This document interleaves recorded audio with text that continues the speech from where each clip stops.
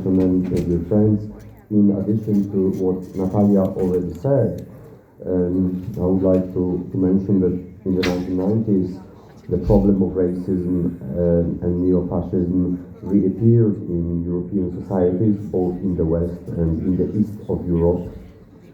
Groups such as Jews, Roma, and migrants from non-European countries once again became targets of hate speech and hate crimes committed by violent extremist groups. The problem appeared especially acute in the former communist states, which underwent democratic transformation and rapid changes in politics, economy, and culture. In 1996, our organization, the Never Again Association, was formed in Poland in reaction to a wave of far-right extremism and racist violence in the streets of Polish cities. Among the first campaigns conducted by Never Again was an initiative to include a constitutional ban on racist and fascist groups to be included in Poland's new constitution, which was being drafted at the time as a foundation of the newly democratic state. The result of the campaign is known as Article 13 of the Constitution of the Republic of Poland, enacted in 1997, which specifically forbids racist activities. The introduction of Article 13, similar to constitutional provisions in other European countries such as Germany, was the result of a joint campaign by the Never Again Association and the Polish Union of Jewish Students.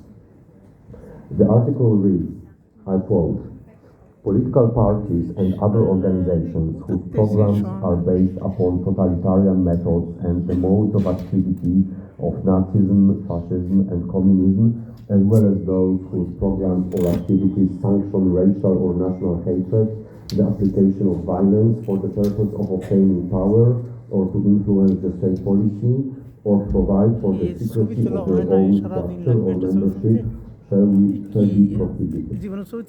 End of quote. The above-mentioned article is in line with the Polish historical legacy as the country that suffered under the Nazi occupation, suffered the genocide, country where the Holocaust of the Jews and the Roma was conducted by the German Nazi occupiers. The article I quoted is in line with Poland's international obligations to safeguard freedom of speech while making sure that minorities are protected from violent threats, hate speech, and intimidation. Of course, much depends on the law's implementation, which needs to be wise, principled, and consistent. So far, Polish courts have referred to Article 13 of the Constitution on 2 occasions. Unfortunately, several similar groups are still active, and extremist groups regularly march in the capital city, Warsaw, on Poland's Independence Day on the 11th of November. So in today's time again, alongside racist and far-right extremists from other countries. Therefore, much more needs to be done, both on the level of education and enforcement, the enforcement of existing legal provisions. As we all know, extremism leads to violence and war. The problem of extremism is global. It is a common challenge requiring action on many levels, in Poland, in Bangladesh, and across the world. We need to build global solidarity in the struggle against all forms of extremism and bigotry.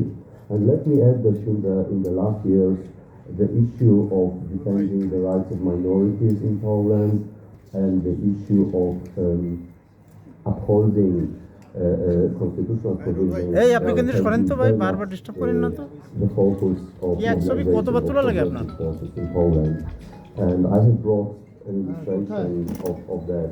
This is a t-shirt that has been worn by many people in the streets of Polish cities, and I hope you can see the message here. The message is Constitution.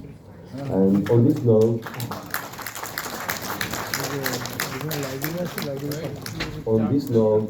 I would like to express our sincere solidarity with the progressive forces of Bangladesh and with those who are struggling to uphold the constitution of Bangladesh. And I would like once again to thank the organizers of this event, especially Shahriar Kabir, our dear friend.